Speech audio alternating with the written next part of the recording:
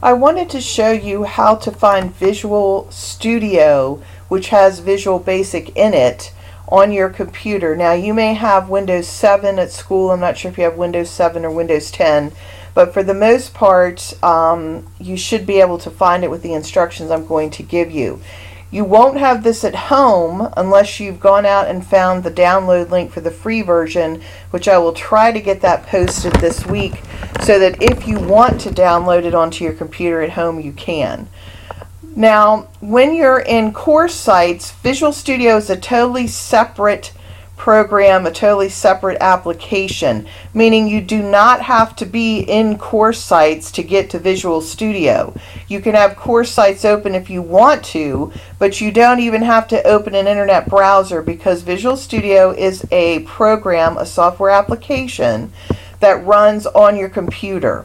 There should be an executable file somewhere on your hard drive on each and every computer in the lab, or maybe it's set up on the network, I'm not sure, but it is a totally separate thing from course sites. So you're going to go to your Start menu on your computer, and you can go to Programs.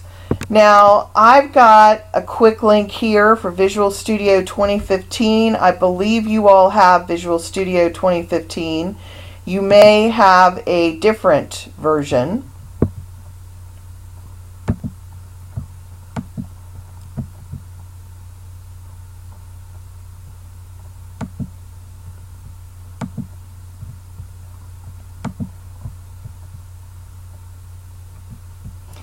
But in any event, you can click on that and it will kick off your Visual Studio session. Visual Studio is an IDE, or Integrated Development Environment.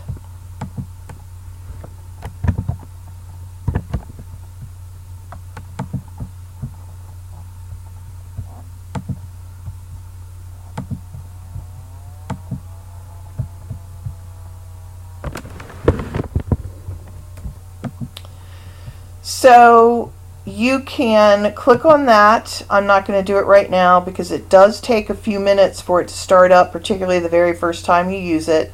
But that will start Visual Studio for you. Now, Visual Studio does Visual Basic, C++, Java, several different programming languages.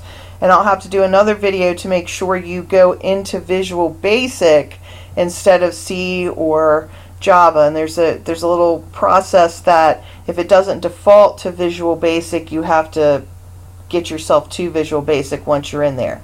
So for today, the goal is for you to go to your programs, to find your Visual Studio, to click on it, to make sure it opens. It may prompt you for a username password, which I will put into today's Wednesday's announcement. Mr. S set up a generic account that everybody can use. So if you get into Visual Studio, particularly the very first time, it will generally prompt you for some type of Microsoft account information, username, password.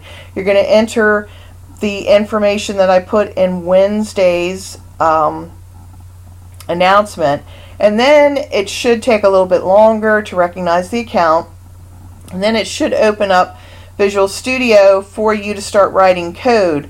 Now I need to do a different video to show you how to make sure that you're not in Java but that you're in Visual Basic instead, and I will do that hopefully tomorrow. If you type in the password and username that I provide and it tells you it doesn't find it, it doesn't recognize it, it actually closes out Visual Studio, you need to let me know as soon as possible because I have to get with Mr. S to get that reset. So the other thing that you can do is there is generally also a folder for Visual Studio 15. Now you may have another version, a later version, a different year, but that's okay. They're all similar enough that we should be good. So you can generally click on this folder here. And that's not what I wanted right there.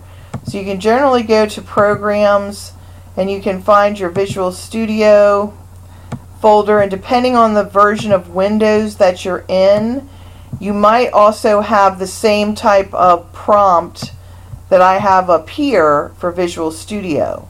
So there's a couple different ways you can get to it.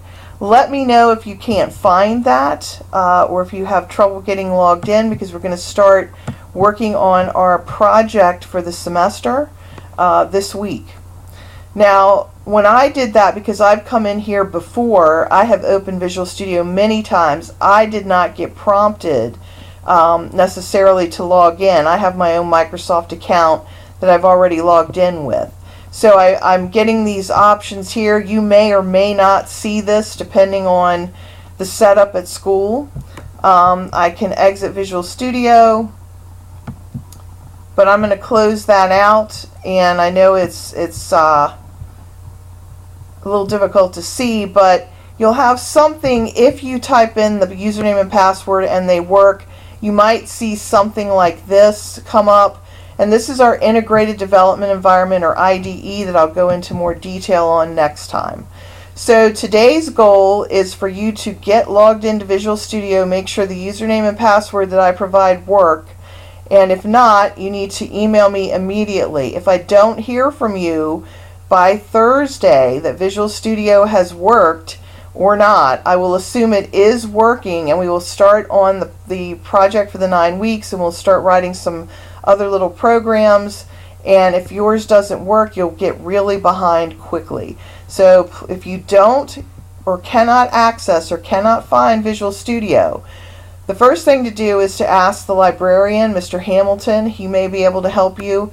The second thing to do is see if Mr. S is available to help you.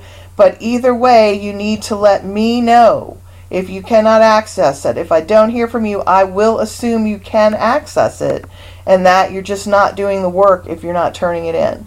So take a look at this at Visual Studio, see if you can get it to start up, and send me an email.